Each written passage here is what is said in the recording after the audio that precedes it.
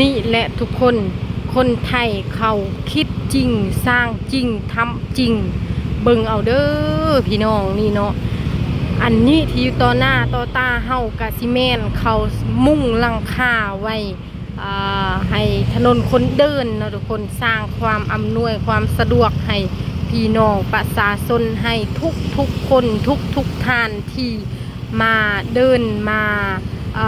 อาศัยอยู่ถนนแห่งนี้เนาะถนนแห่งนี้ก็จะอยู่ถนนสาทรจากเขากะสิสร้างยาวเลยพี่น้องตั้งแต่แยกสาทรพุ่นไปฮอดส่วนลุมพินีเนาะทุกคนในอันนี้นะที่เห็นอยู่ก็เป็นเขาสร้างเนาะไม่เห็นยังดอกทุกคนเขาสร้างนะเขาสร้างไว้เพื่อกันฝนกันแดดเวลาคนเดินเนาะทุกคนโอ้โหสาวไรเห็นล่ะแบบตะลึงเลยพี่น้องเขาเฮ็ดถึงขนาดนี้เลยเหรอโอ้นี่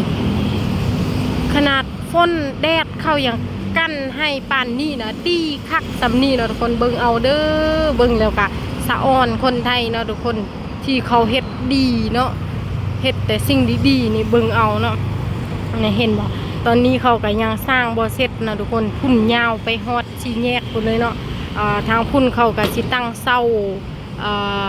ไว้เนาะเขายังบ่มุ่งเนาะแต่ว่าอันนี้นะเขามุ่งแล้วนะทุกคนเนี่ยนี่คนที่เฮ็ดก็สิอยู่ข้างหน้าเนาะเขาสิมาเฮ็ดตอน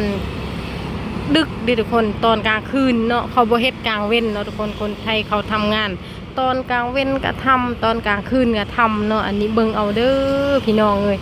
อยู่ประเทศไทยเนาะบ่หลับบ่นอนเนาะนี่เฮ็ดเวียกเฮ็ดงานนี่โอ้โหสิ่งที่สาวไรอึ้งที่สุดก็คืออันนี้แหละเข้าโอ้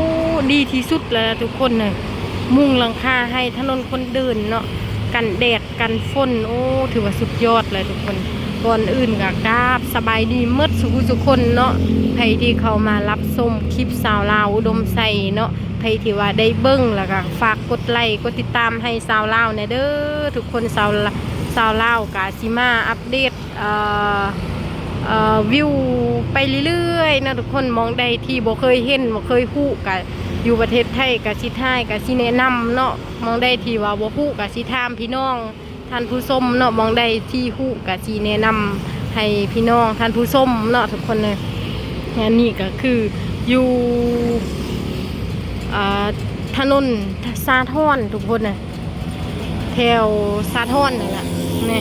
มุงหลังคาเนาะเห็นบ่ข้างบนก็มีพนักงานก่อสร้างเนาะก็ยังสร้างบ่เสร็จเลยนะทุกคนโอ้โหบอกได้เลยว่าสุดยอดไอ้ลีพี่น้องประเทศไทยเนาะนี่เฮ็ดทุกอย่างทำทุกอย่างที่เขาคิดได้นะทุกคนโอ้โหโมเมนต์แต่จุดนี้เนี่ยทุกคนน่ะอยู่พุ่นข้างล่างชาวไร่อย่างพุ่นก็ยังมียาวพุ่นเลยเดี๋ยวสิพาไปเบิ้งเนาะแต่ว่าตอนนี้นะนี่ยาวพุ่นทางพุ่นเนี่ยยาวสุดเลยเห็นบ่พุ่นเห็นบ่คนเดินเนาะ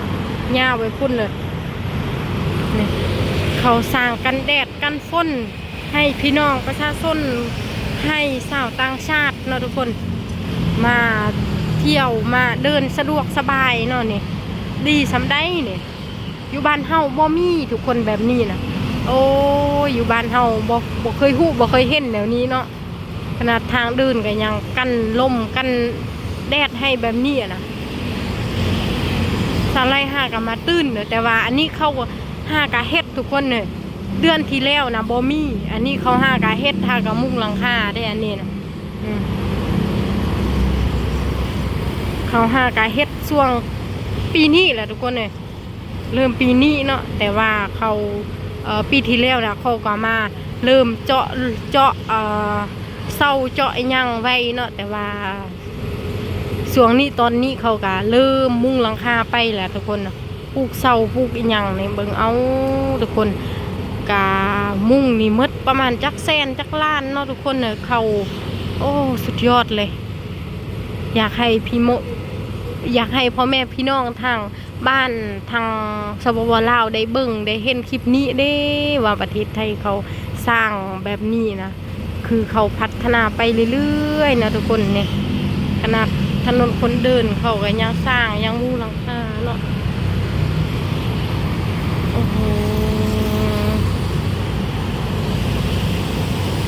อีกอย่างแถวนี้ก็มีแต่ชาวนักท่องเที่ยวนะทุกคนเชื่อว่านักท่องเที่ยวก็สิ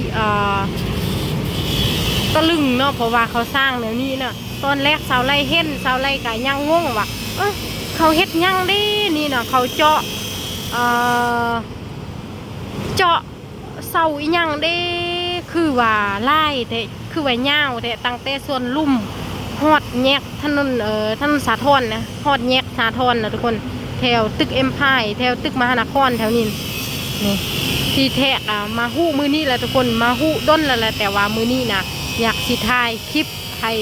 พี่น้องเฮาได้เบิ่งเนาะให้ทุกท่านทุกคนได้มาเบิ่งเนาะเบิ่งได้รับรู้นำกันเนาะทุกคนว่าประเทศไทยเขาพัฒนาซ้ำใดเนาะเนี่ยเดี๋ยววันลั่งถ้าว่าใครที่ว่าว่างๆก็ลองมาชมเบิ่งเนาะทุกคนว่าเขาสร้างยิ่งใหญ่อลังการแค่ไหนเนาะนี่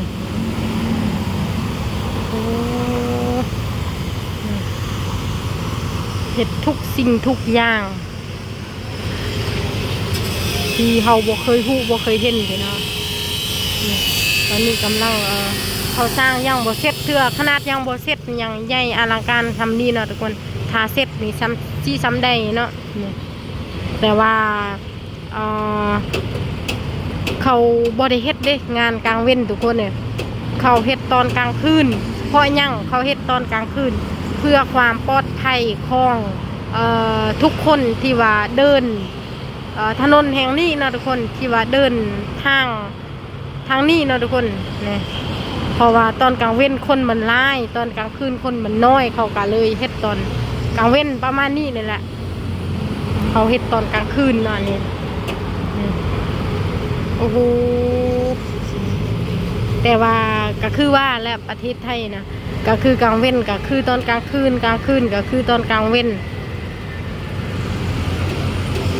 คือมันสว่างสวัยตลอดเวลา24ชั่วโมงเลยทุกคนบ่มีตอนมืดตอนค่ำตอนอีหยังเนาะสว่างสวัยเลยทุก24ชั่วโมงนะเฮ็ดงานย้ำใดก็ได้ทุกคนบ่คือบ้านเฮานะบ้านเฮาโอ้หันฮอด6 โมงทุ่มหนึ่งเนี่ยคือบ่เห็นหยังเลยล่ะมืดตื้อๆเนาะอันนี้ก็อยากฝากให้พี่น้องทางสปป.ลาวเบิ่งนะทุกคนเอ้ยมาเบิ่งเด้อนี่คนไทยเขาเฮ็ดไปทุกสิ่งทุกอย่างเนาะที่ว่าเข้าสามารถเฮ็ดได้นะทุกคนเนี่ยเบิ่งเอาเนาะมุงหลังคากันฝนกันแดดเนี่ยยาวประมาณจักกิโลประมาณ3 กิโลทุกคนเลยเขาเฮ็ดนะโอ้โหยาวสุดๆเลยทุกคนเลยมาเรียนเลยยาวสุดๆเลยเดี๋ยววันลั่งถามว่าสาวไล่มีโอกาสได้เดินไปทางสวนลุ่มกับที่ถ่ายเป็นวิวเป็นแบบเวลาเดินเนาะสิถ่ายให้ทุกคนได้เบิ่งว่ามันยาวสำใดเนาะแต่ว่ามื้อนี้ก็สิถ่ายฝากเบิ่งสำนี้เนาะทุกคนแค่จุดนี้เนาะแต่ว่าให้ทุกคนได้ฟังรับรู้ทุกคนเนาะได้รับรู้ว่าประเทศไทยมีแบบนี้เนาะทุกคนเอ้ยประชาชนก็อยู่สะดวกสบายเลยเขาสร้างมุ้งหลังคาแบบนี้นะ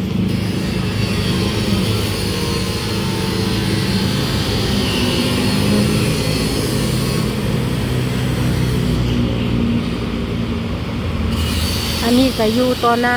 ตึกสีเขียวเลยเนาะทุกคนนะตึกสีเขียวถนนสาทร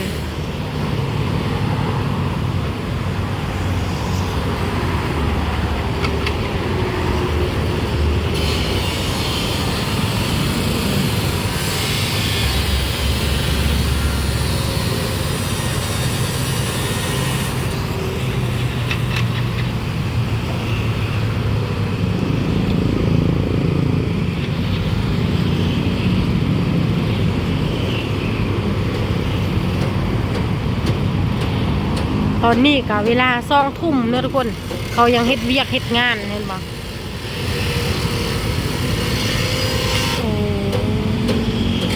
ยากให้ประเทศลาวมีแบบนี้เด้เนาะ สะดวกสบายจะได้สร้างความสะดวกสบายให้ประชาชนทุกท่านเนาะทุกคนแบบนี้นะคิดความคิดสุดยอดเลยนะเวลาฝนมากกะชีบอได้ตากฝนเนาะเวลาแดดมากกะชีบอได้ตากแดดเนาะนี่